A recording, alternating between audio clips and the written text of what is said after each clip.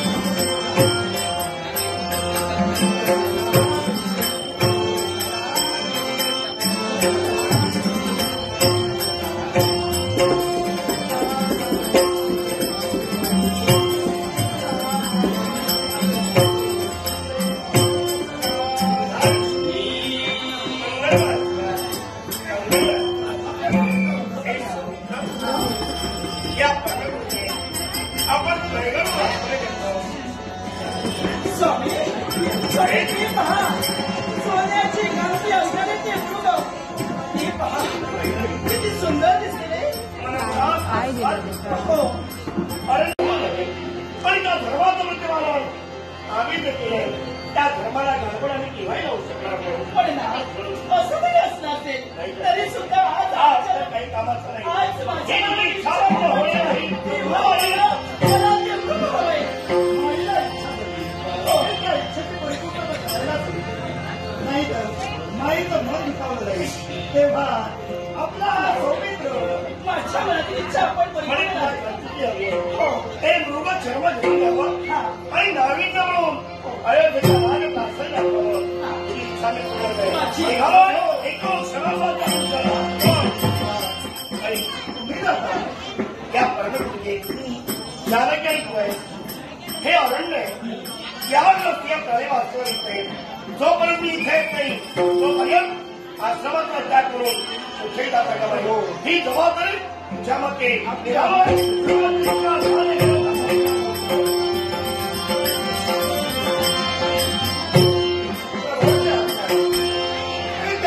आजपर्यंत सौमित्र वावरलाय. आज्ञेच्या बाहेर कधी वावरलं नाही. अर्थात आपलं कार्य जीवनात सफल करणं हे गरजेचं आहे. सौमित्रा आमच्या मनातील इच्छा परिपूर्ण करण्यासाठी आमचे प्राणेश्वर लगबगीनं ते मृग ही सोनेरी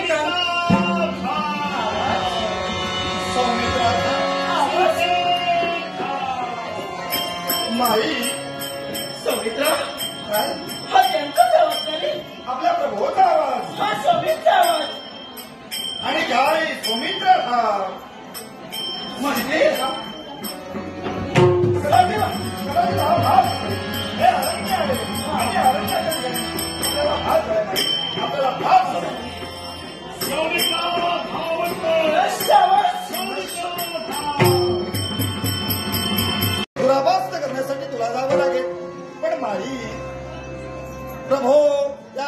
जगात सर्वश्रेष्ठ आहे.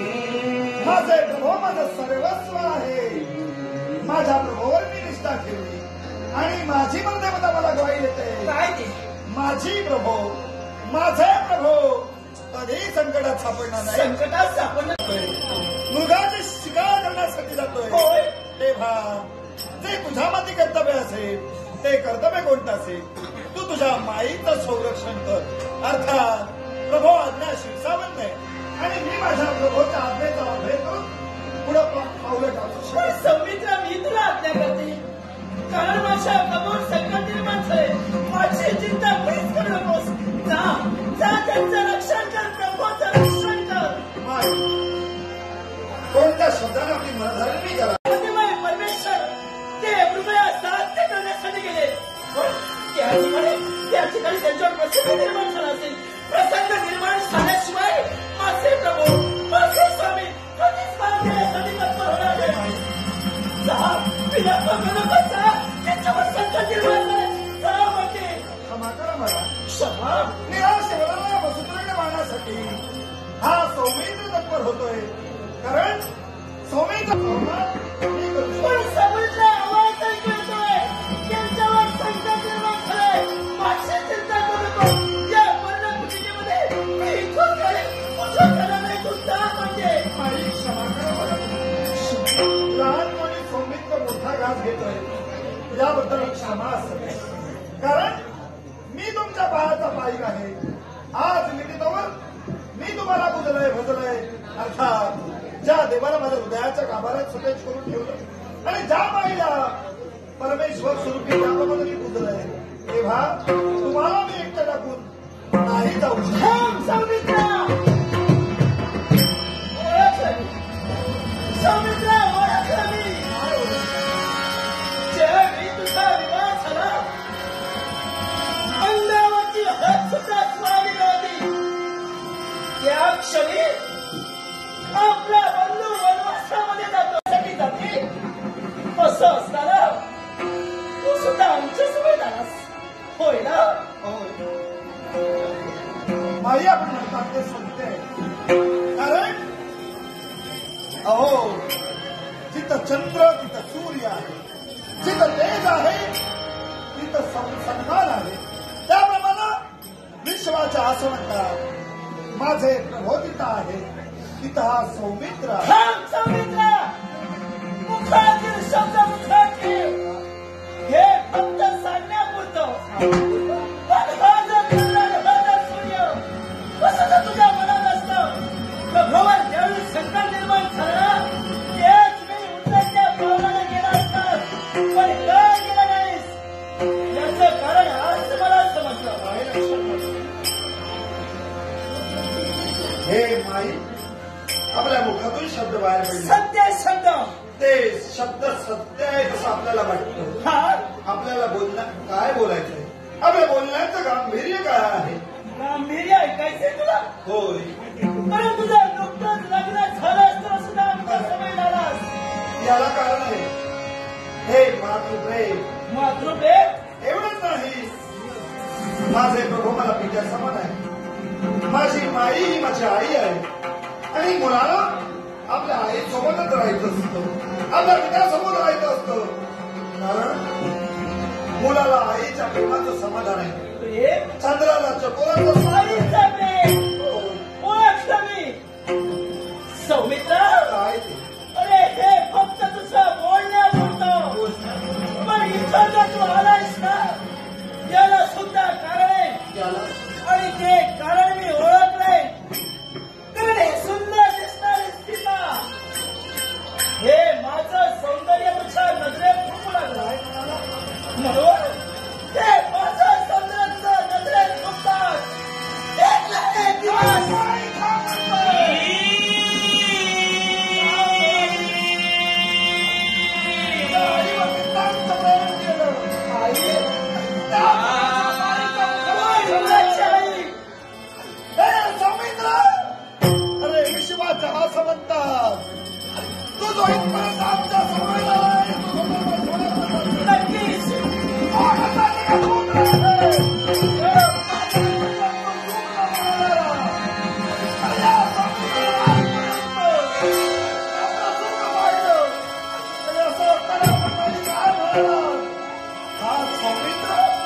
पापी आहे. स्वतःच्या मनातील इच्छा परिपूर्ण करण्यासाठी सीता तुला एकटी मिळावी, एकांतात मिळावी. तुझ्या मनातील इच्छा दुखावया. पण एकत्र आल्यानंतर या सौंदर्याचा सोळा मोडा घ्यावा, या सौंदर्याचा आस्वाद घ्यावा. या स्वइच्छेला माझ्या नवऱ्याला संकट दूर करण्यासाठी तू गेला नाहीस. एवढ्यातच झालं नक्कीच तुझ्या मनातील भावना जाण्यासाठी ही सीता तत्पर झाली, सीता तत्पर झाली.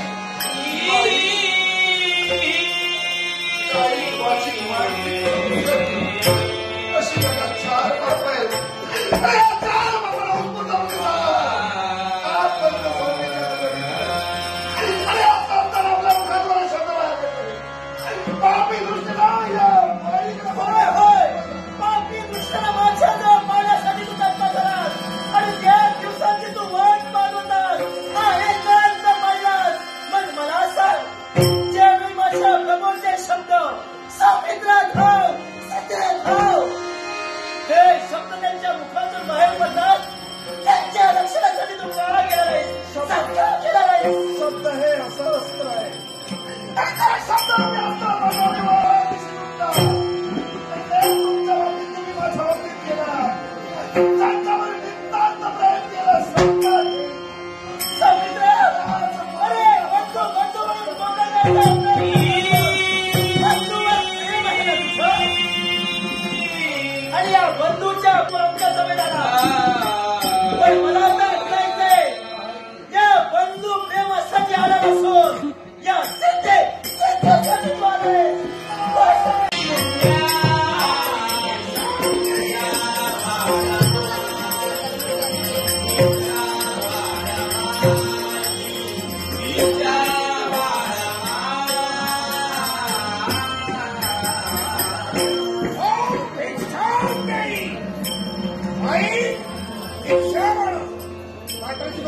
सागर सवडसवी सुभाष तेली यांना माझ्याकडे सागर सवडसवी सुभाष तेली यांचे तुमच्या आभार मानतो. या पर्णकुटिकेपर्यंत त्याचं आगमन झालंय.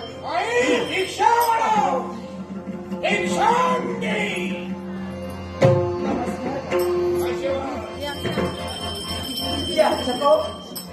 आपल्या मुखातील मी शब्द ऐकले. माई भिक्षावाला, माई भिक्षावाला हे शब्द ऐकतात. लवकरात लवकर एक शब्द हा माझ्या मुखातून बाहेर पडले. तुमच्या मुखातून मार्गाला मार्गक्रमण करत करत हा ही पर्णकुटिका पाहिली हा आणि मनातील इच्छा या ठिकाणी परिपूर्ण होईल. म्हणून तुमच्या बरोबर मी उभा पर्णकुटिकेच्या बरोबर उभा आहे. याचे पाहू कोणत्याही याचकाला कोणत्याही गृहात प्रवेश करण्याचा अधिकार नाही. मुळीच नाही. मी कोण आहे? हा वर देते ते सगळं आई, तुमचं म्हणणं आहे की आत प्रवेश करावा. हा पण मी तर आता याचक आहे की कुणाच्या मुळे केव्हाही प्रवेश करा. आपण प्रवेश करत नाही, तर त्यांच्या अंगणामध्ये आपलं स्थान. आणि कोणत्याही माणसाची इच्छा हा मी केव्हाही अपूर्ण ठेवतो. बरोबर आहे. आणि त्याचा नजरामध्ये ठेवली असेल हा तर याच्याकडे सांगण्याचा विचार मला नाही. चिंता नसावी. आई, तुमचं म्हणणं आहे की या मानव मी या प्राणपुण्याकडे देतो. ओम शांती.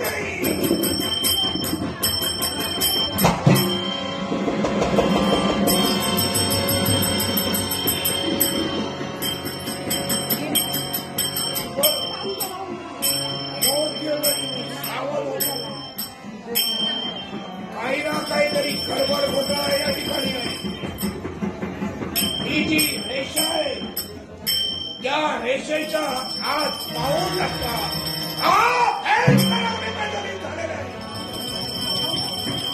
आज गेलो असेल क्षणार्धात मी भस्म झाल्याशिवाय राहणार नाही.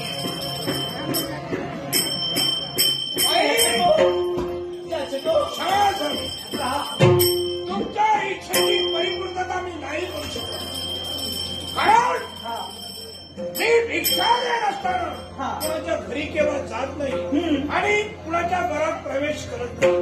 तुम्हाला भिक्षा द्यायची असेल तर बाहेर येऊन द्या. ठीक आहे. आमच्या या पर्णकुटिकेपर्यंत पर्णेच्या बाहेर या आणि आम्हाला भिक्षा द्या. नक्कीच तुम्हाला भिक्षा देईल.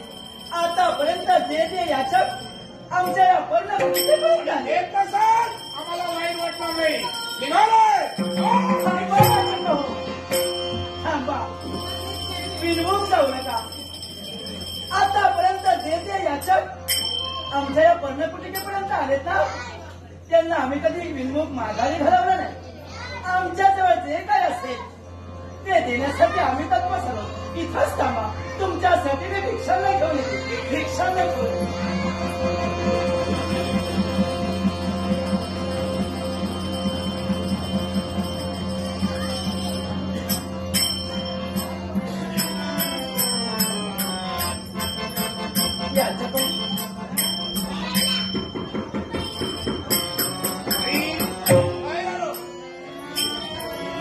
मन एकसारखं संभ्रमित होतं. उपाध्याच्या बाहेर तुम्ही येणार नाही. हो. नका येऊ. निघालोय. थांबा याचक. थोडा वेळ थांबा. तुम्हाला मी भिक्षांना देण्यासाठी तत्पर होईल. पण आपण विनमुख जाऊ नका. विनमुख जाऊ नका. प्रभू, जाता जाता सौमित्राने ही लक्ष्मण रेषा ओढली खाली. पण याच्यात जर विनमुख जर केलं असेल तर ते महत्पाप आमच्या माती लागेल. कारण आतापर्यंत आम्ही कोणाला विनमुख पाठवलं नाही. कसं असताना इकडे आड आणि तिकडे वीर या दुहेरी कैकेटी सीता सापडली गेली. पण असं तरी असलं असेल याच्यात विनमुख साधा उपयोगाचं नाही. याच्यासाठी त्या उंबरण्याच्या बाहेर जाऊन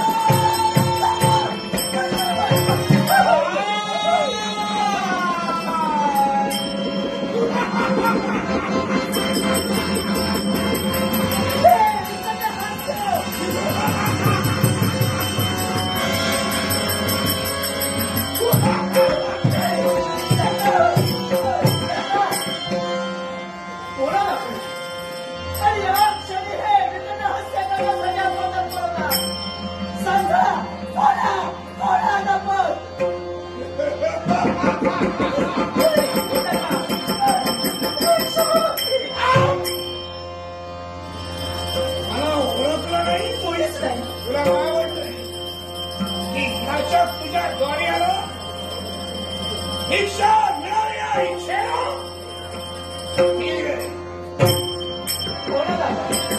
प्रत्यक्षात मला माहिती ही कोण अशी व्यक्ती जेणेकरून माझ्या त्या पर्णकुटिकेतून मला इथपर्यंत घेऊन आली.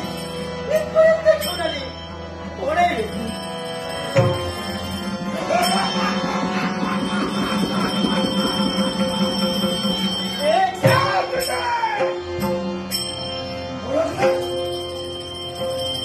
लंकेचा अधिपती लंकाधीश लंकाधीश रावणाने सीताबाईचा चौर्य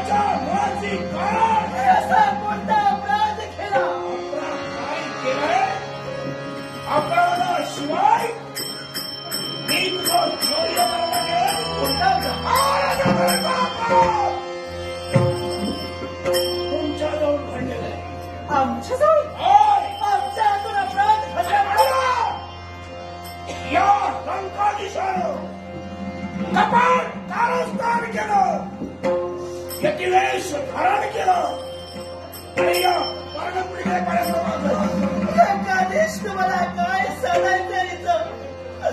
या सिद्धोच्या कर्मावरून काय साधायचे? माझ्यावर तुम्ही कसं ठेवलं? काय माझ्या भगिनीची जी विडंबना झाली, तुमच्या भगिनीची माझ्या भगिनीची जी विडंबना झाली आहे,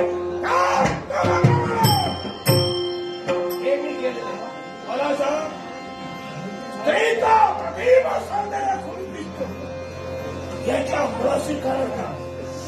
आता कोणता अवयव स्त्रीचं आणि याच्यामुळं ती स्त्री सुंदर दिसत. लंकाधीश रावण स्त्रीचं सौंदर्य खुलून दिसताना ते तिचा सुंदर असणारा चेहरा एवढंच नव्हे तर तिचं नाक आणि त्याच्याचमुळे स्त्रीचं सौंदर्य खुलून दिसत असतं. स्त्रीचं सौंदर्य खुलून दिसतं, हा ते केवळ एका अवयवाला नव्हे, तर स्त्रीचा प्रत्येक अवयव प्रत्येक अवयव महत्वाचा असतो आणि खुलून दिसत असतो. असतो. हा याच्यातील एकही अवयव नाहीसा झाला असेल तर ते स्त्री विश्वास करून टाकायला मला सिद्ध झालं. काय म्हणायचंय तुम्हाला? नाही, मी प्रतिज्ञा केली. प्रतिज्ञा कशासाठी प्रतिज्ञा? भयंकर प्रतिज्ञा केली. चालो, माझ्या भगिनीची विडंबना केली, त्याच्या मुलातील एका तरी स्त्रीची विडंबना लंकाधीश रावण विडंबना करी आणि म्हणून अशा प्रकारे पाऊल उचललेले. लंकाधीश रावण तुम्ही एक सन्माननीय ब्राह्मण आहात. होय ना? एवढंच नव्हे तर शिवशंभू महादेवांचे तुम्ही भक्त आहात. पूर्णपणे ओळखला नाहीये. एका निष्ठेने शिवशंभू महादेवांची भक्ती तुम्ही केला, तशा म्हणून तुम्हाला ओळखलं जातोय. अशी तुमची ख्याती कीर्ती असताना हा लंकाधीश रावण एका स्त्रीची विडंबना करण्यासाठी तत्पर होतोय. काय तुम्हाला साधायचंय? हे जे काही घडलंय, तो राम आणि सौमित्र ज्या ब्रह्मपुरात माझा जन्म झालेला आहे, माझे पिताजीमध्ये काही सामान्य नव्हे. या दोघांचा जरा खेळ केलेला आहे. अशा इस्राव्या ब्राह्मणाचा हा लंकाधीश पुत्र आहे. एवढंच कशाला सारा विश्व प्रकांड खंडित करून हा देश शस्त्र करमला मदत केली आहे. अहो, महाराजा जरा पाहिल्या गेले. हे तुझ्या नौकाच्या पायऱ्या गेलेल्या आहे. एवढंच नव्हे तर कोणत्या काळ कोणत्या तरी नाही. सर्वदेश निर्माणाचं सामर्थ्य या लंकाधीशाच्या हाती आहे. लंकाधीश हो ना लंकाधी, अथर्व करतोय असं तुला वाटतंय? अशा स्त्रीच्या वंदनापणाला करण्यासाठी कधीच नाही. मग अथर्वाला सुरुवात तुम्ही केली. आम्ही होय माझ्या नवऱ्यानं होय होय. माझ्या सौमित्रानं अथर्वाला सुरुवात केली. माझ्या सौमित्रानं माझ्या नवऱ्यानं धर्म केला असं तुम्हाला म्हणायचंय? होय, ठीक आहे. आणि म्हणून अशा तऱ्हेनं पाऊल मी उचललेलं आहे. मग सांग, माझी भगिनीवरील सौंदर्य होती, आपली भगिनी तिचा तुकडाही असेल आणि असं म्हणत नाही. पण त्या सौमित्रानं माझ्या भगिनीचं नाकात हात टाकले. हीच भगिनी परत माझ्यापर्यंत घडलेलं साखरलं वर्तमान भगिनीला प्रदान केलं. त्यावेळी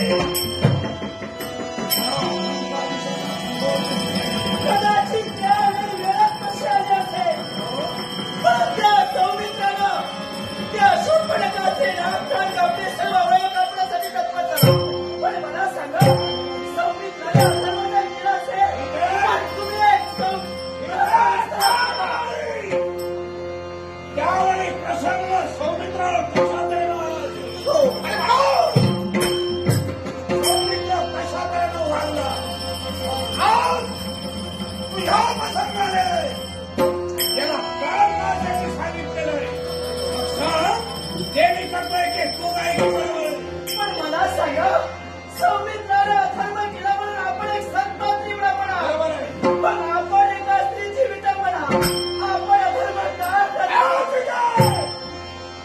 मी जरी ब्राह्मणांचं असेल तरी तुला एखादा ब्राह्मणाचे असेल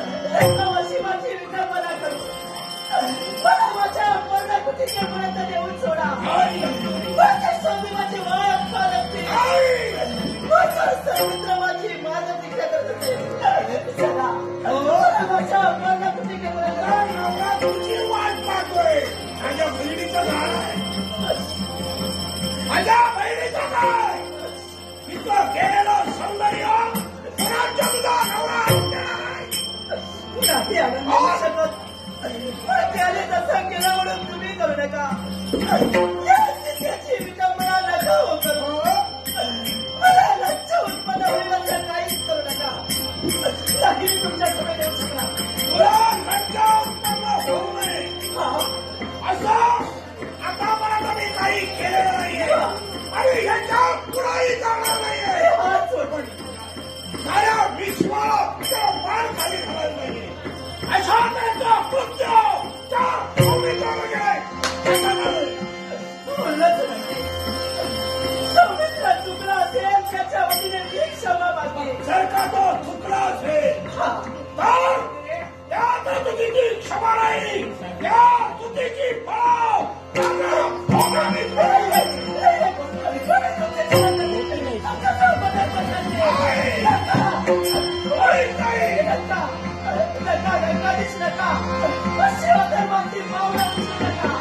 हे काय करते